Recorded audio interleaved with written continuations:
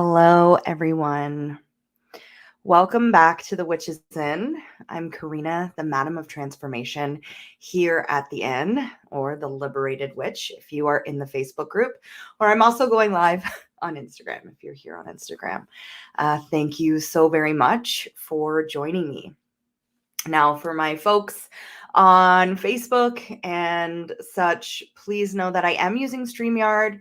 So if you would like me to see who you are while you're commenting in real time, replays, I will see it. Please grant StreamYard permission. So first and foremost, if you are here watching the replay, how are you? Like, how are you doing? How are things moving through you and what is coming up for you?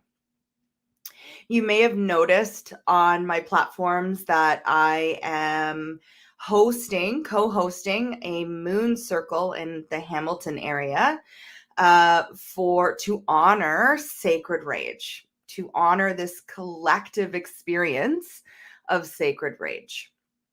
And I feel like it's very, very important at this time, especially with the climate that has come forward. I mean, really over the last 2 years or so since we have been in this panny, but also with the overturn of R versus W. I'm going to be using kind of coded language a little bit just because we are on a system that upholds the current system that we're in. So if you have any questions about this live, about maybe some of the coded language that I'm using, please just send me a DM or drop me a thing in the comments and I'll let you know. So, all right. So I see a few people here. Hello, hi, welcome. Thank you so much for joining me here today. I'm doing okay. There's been a lot of stuff that thank you for asking me, Rhonda. A lot of stuff that's been coming up in my life, as well as the collective, that I'm just like, you know what? I am like full of rage, sacred rage. Like I am allowed to feel this. I am allowed to be in this energy that is sacred rage. And it's rightfully so. So let's talk a little bit about why I wanted to do this today. Obviously, I've said a little bit, the panny and what's coming on, but I see collectively rage building in the collective sphere. I do. I see it building in the collective sphere. I see it building in very constructive ways. I also see it building in non-constructive ways. I'm going to call certain people living in their divine, unbalanced masculine coming forward. This is where I would really see people as what we would call, quote unquote, entitled. Okay. Entitled. They think they're entitled to other people's bodies. They think they're entitled to other people's, like to transform other people's way of thinking, of being, of doing. It's not acceptance. It's entitlement. And it's saying, it's that kind of, that parent that was always like, do what I say, not what I do. Right. And if you don't do what I say, but you see what I'm doing and you call me out on it, there's going to be a price to pay. And that's really what I'm kind of seeing in the collective building. So I'm using the tower to represent what that looks like for our kind of collective sphere at this time. I do see this rage building as a collective crumbling. So what is rage, right? Like, what is it, right? Rage is bigger than anger, and it's definitely bigger than frustration. It is a full body experience. We feel it in our knees. We feel it in our legs. We might feel it in our hips and our womb spaces, our hearts, our throats. It might manifest as, a headache or physical like dizziness. Rage is a full body experience. And this is why we know it's more than just an emotion. It literally is a trigger towards patterns, and more importantly, generational line patterns.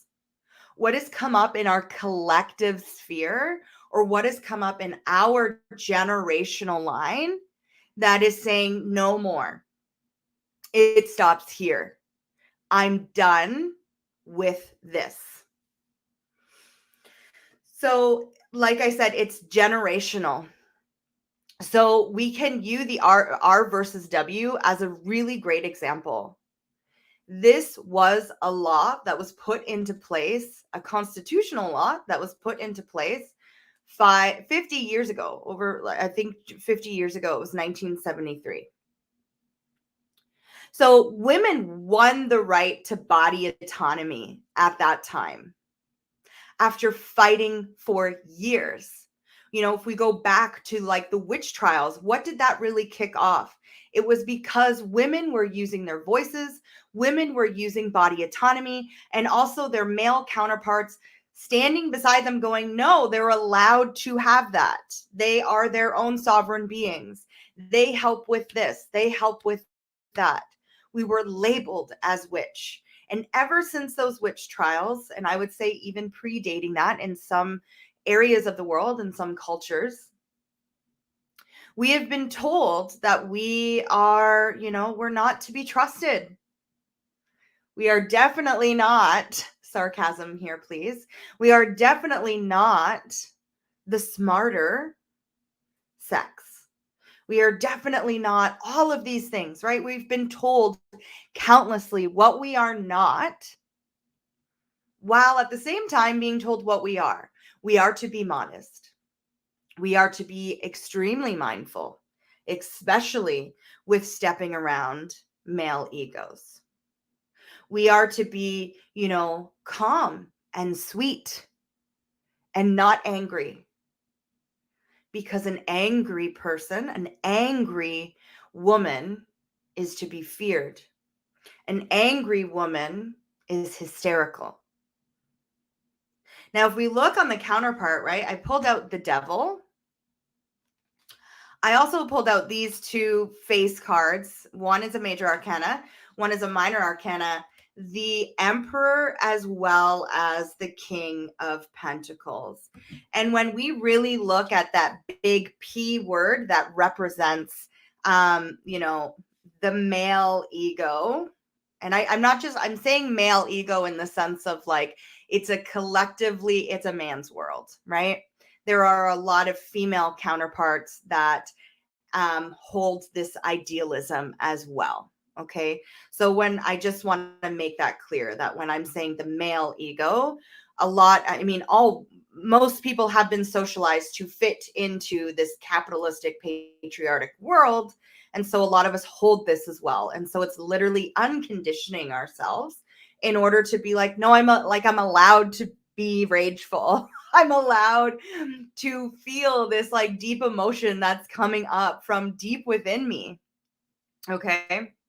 So I pulled out these three cards, the devil, the king of pentacles, and the emperor. And what do they have in common with rage? So the devil it's addiction. The devil is chaining ourselves to a people, place, thing, experience that we do not want to be in, but really have no idea how to get out of, right? The emperor, this is that like big daddy energy that says like, do what I say, not what I do. I've lived this experience before you. And so why break something that's not broken, even if it doesn't fit into your collective sphere of what the world or how your own experience fits in. And then, of course, the King of Pentacles is capitalism, right?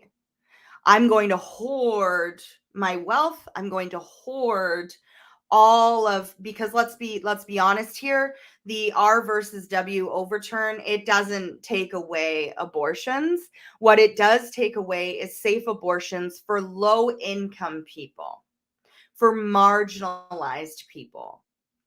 right? I'm sure you've heard this before, but like, yeah, the rich will still have access to this. Why? Because they have more resources to cover it up, to find someone who's doing it safely, right?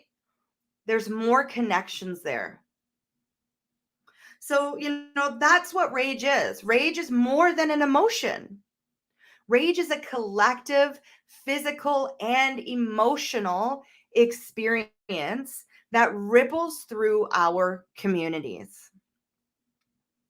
So, why is rage so fear filled? Why are people so scared of rage? And for that, I pulled out the judgment card, right? Many people will say rage keeps you where you are. Rage doesn't allow you to evolve. It doesn't allow you to step up. It doesn't allow you to step into an experience. In fact, rage is going to ostracize people. You're going to appear angry, mean, hysterical, and it's not okay. It's not okay, especially on women. So this is why it's so fear-filled to exhibit or hold rage or allow rage to rise up in our bodies, especially as female. Because let's be honest, how many times, even in the last 2 years, have we seen males go into schools exhibiting rage and they're walked out? They're placated to, they are coddled, they are held. This poor boy did not have a good experience because women are rising too much and their voices are muddled. No, your voice is welcome, but your voice is not welcome when you are directly saying that my body autonomy and my sovereign state of being is not okay. What causes mental health? Women fucking men, or the lack of women fucking men, does not cause mental health. Women saying, please don't whistle at me, I'm not a sex object, does not cause mental health. The lack of talking about why these urges are coming forward and how we can use the energy to alchemize our experience. And this is where you might kind of hear like tantra come in, but I don't want to like get technical. I want this to be very basic. I want you to understand this on a soul level. When we don't allow rage to come up through our bodies, be talked about, shared, and channeled in safe environments, in constructive ways, that is where we get the fear-filled rage. That is where we see the devil step into and use the devil in order to say, oh no, keep sweet. And, I keep saying that because like, I think it's, it is what we're told. Keep sweet, keep your head down, do your work, come home, do something that makes you feel good, even better if you're numbing out, and just allow that hamster wheel to go. Don't feel rage. It will keep you stuck. I'm here to tell you that that's not true. That is not true. Rage is 100% sacred. Rage is needed. Rage, again, tells us where we are in our generational line and what patterns we are ready to break free from. Where our voice, where our experience, where our actions are not being heard, seen, felt, respected. And so I would beg to differ that it actually helps us evolve society when we allow rage to collectively move us. If we look at the blanket story of the US, right? Like let's just take the story for what it is and not all the added stuff that was that happened. People left England because of rage. People left their countries because of rage in order to find freedom, in order to create a community that allowed for the sovereign being to be held, to be seen, to come away from church and state and create a land that was just state driven. And we've regressed. And now we see this sacred rage bubbling up in our society. So rage is sacred because it speaks our truth. It tells us where our integrity lies and how others are crossing that. Be it a single individual who continues to use our boundaries against us and talk down to us and tell us that our experience isn't real and gaslight us into be small and dim our light to keep sweet, or on a bigger collective when a governing body decides that it doesn't care about your integrity and instead removes that from you. So it tells us a line has been crossed. And within that, it allows us to break patterns. When it is channeled constructively, it allows us to break these patterns. So how do we channel rage? How do we go from a 9 of Wands, a wounded warrior, into a 6 of Wands, victory? Right? Wounded from battle to coming home from battle, victorious with regards to rage. How do we do that? How do we create constructiveness within our rage? How do we actually honor it? So I want to use an example. Those of us who may be womb holders here, regardless if you identify as feminine, those who have a womb will know that maybe on a monthly basis, your body experiences rage within that womb space. It twists, it turns, it actually contracts and expels all the experience that is held within your blood every single month. If we're honoring that, if we're allowing, and society gives us time to honor that day 1 or day 2 at least of that bleed, in order to really feel the wisdom that's coming up from it, to observe what it wants to say to us and how it wants to say it, and saying like, look, my bullshit meter is way up here. We need to work on this for our next month because I don't want to hold this anymore. When we work on that within our womb space, our menstruation actually alchemizes. I'm not saying you won't get cramping because our uterus is literally contracting and expanding and contracting. It's like a water bottle being squeezed out. So of course there's going to be discomfort, but when we can listen and honor it, we can allow ease into that discomfort. If you are not a womb holder, what I imagine rage feeling like is a tightness in the belly, a restriction in the chest, and possibly a buckling of the knees. And as womb holders, we could feel this as well, but that's how I would like to describe it for those who don't have a womb, who might be like, how do I know the difference between anger? Anger is here.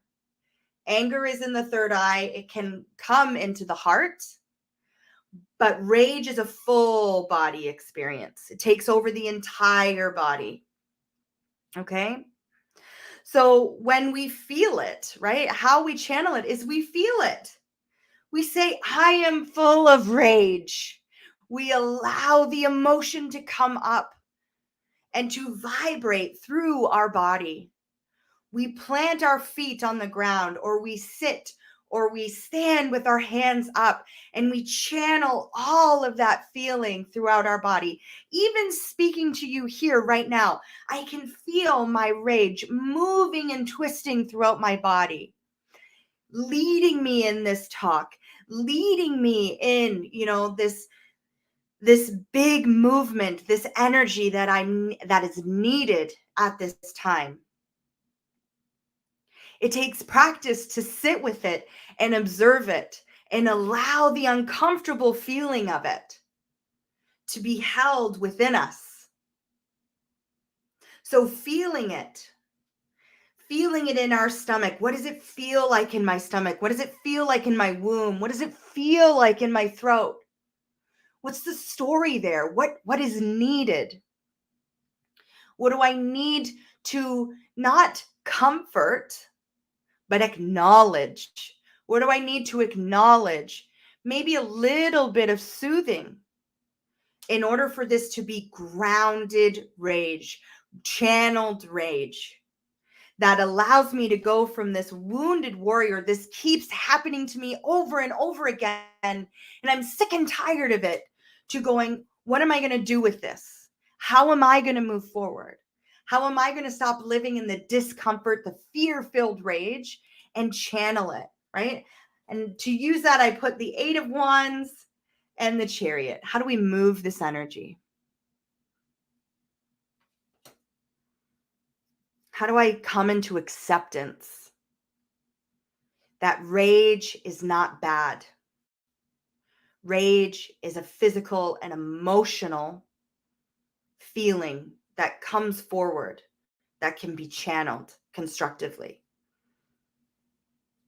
So we ground, put our feet on the ground. If you have the opportunity to put your feet on the earth, doing that. If you have the opportunity to maybe get in a shower and ground in water, or ground in a bath, or ground in a lake. Maybe you don't have that opportunity. Maybe you live in a high rise, or, whatever. Maybe it feels scary to go outside and ground when you're feeling like this. Putting something on the ground under your feet that gives you a pleasurable sensation. Maybe it's a fuzzy rug.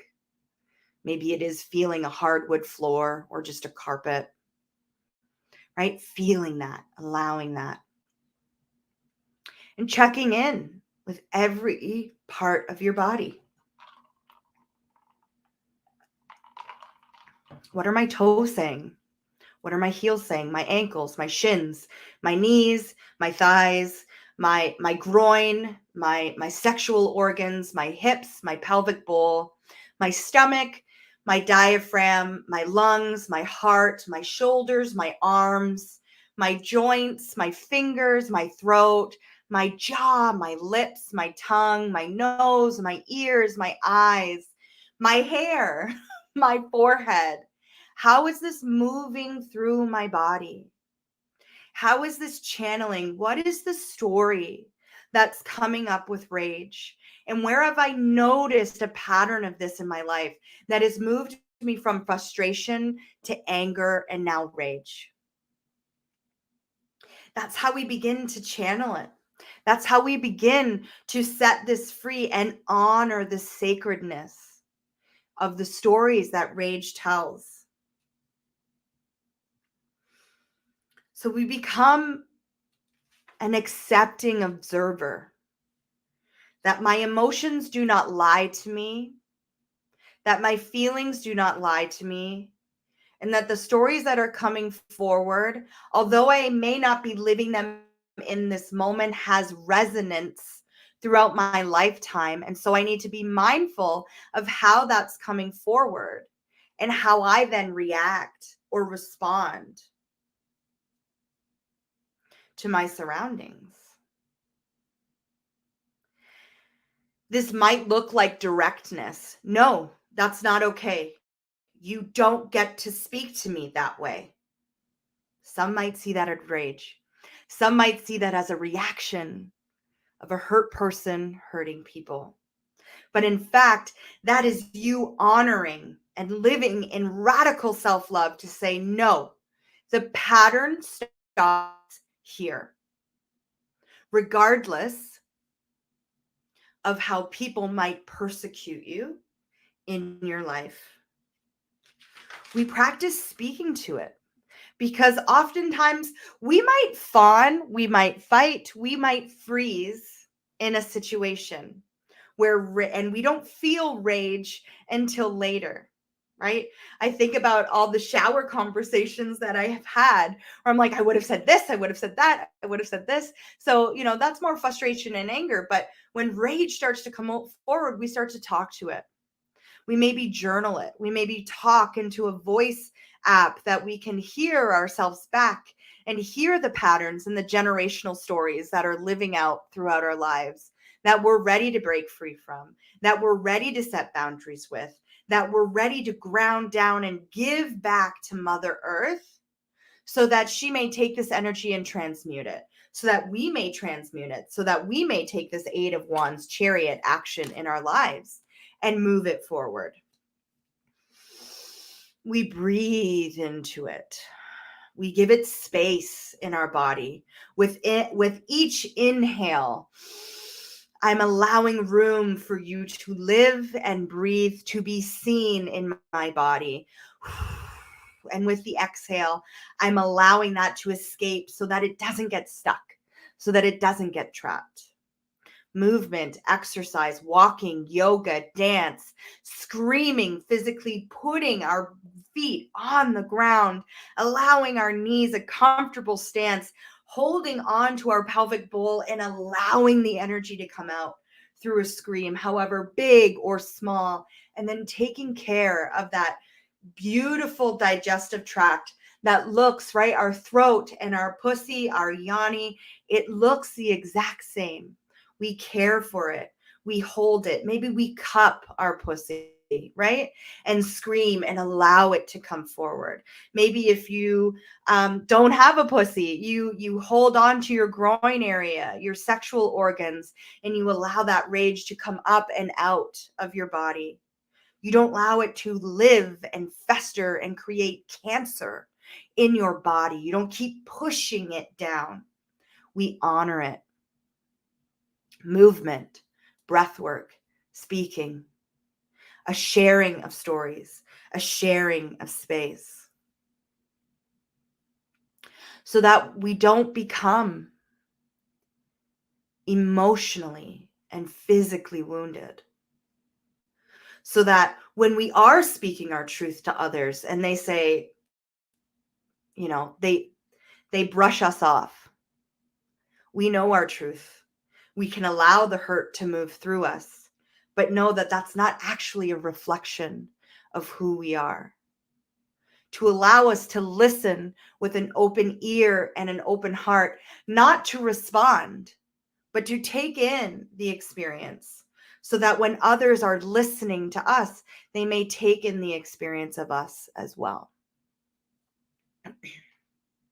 So if you are in the Hamilton area and you're ready, right, regardless if you're a womb holder or not, I have me and Stephanie are co-facilitating. Sorry, Spirit does want me to talk about food and nutrition as well. We can nurture rage through the food and drink that we are feeding it. I also know that this is a privileged stance to take. So not everyone is going to be able to have access to fresh foods, produce. So making the best decision with what we have, right? To nurture our body, our energetic body. And maybe that might be an action that we are looking to take. Food sovereignty, that's a huge one. So if you're in the Hamilton or surrounding area and Tuesday night, you would like to honor your sacred rage, we are holding a beachfront location to be disclosed once people book here in Hamilton from 8 to 9:30. And the reason why we're doing this is so that we can physically see the dark turn to light. I mean, the light turn to dark. so that we can see the transition of the sky, so that we can feel that transition within our body, allowing the rage to build and then escape. Okay. So you can DM me if you would like to be a part of that as well. If you want to work one-on-one with how rage, anger, or frustration keeps you away from your happiness, pleasure, and thrival in life, I offer to you the Liberated Self series. This is an opportunity for you to get accountable with your emotions and feelings and to create constructive boundaries, conscious boundaries around how you would like to navigate your life going forward. The link is in the description. It is 3 one-to-one hour sessions for $222 with the opportunity to really get to know yourself, get to know your patterns, and become emotionally intelligent so that critical thought doesn't scare you. And critical thought is that, like, I don't agree with this person. How can I still be in the same sphere doing the same thing with this person? Okay. So I want to check in with those who are watching and those who might be watching the replay. How are you doing? How are you feeling? Take some deep breaths. If this conversation has left you feeling a little bit of rage in your belly, a little bit of rage in your body, right? Has charged you up, use some of the tools that I explained here in in just a second, our conversation in order to help you ground. Together, let's take 3 deep breaths so that as a collective, we can move this energy and then be safe. Okay. So at your own pace, breathe in through your nose with that intention of making room in your body and exhaling through your mouth, not denying if you need sound or movement to accompany that exhale in order for you to really feel, honor, and release the emotions that are there at this time. So again, at your own pace, I'm going to go at my own pace, and let me know if you need to talk. There is a discovery link in my booking bio. 10 minutes to see how either we can work with you, or maybe you didn't agree with what I said here and you just want to have a quick 10-minute chat discourse. That's fine. But yeah, let's go. Okay. So I'm placing my feet firmly on the ground and I am holding on to my womb space. And I'm going to take a deep breath in through my nose.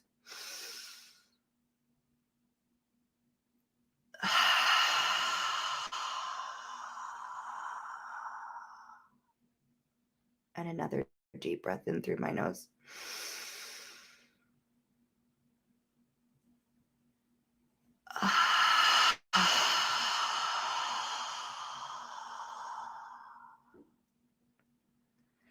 And one more.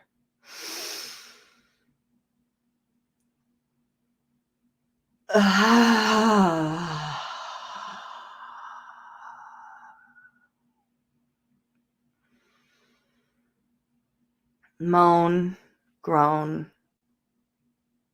Allow your sacred rage, your sacred sensuality to come forward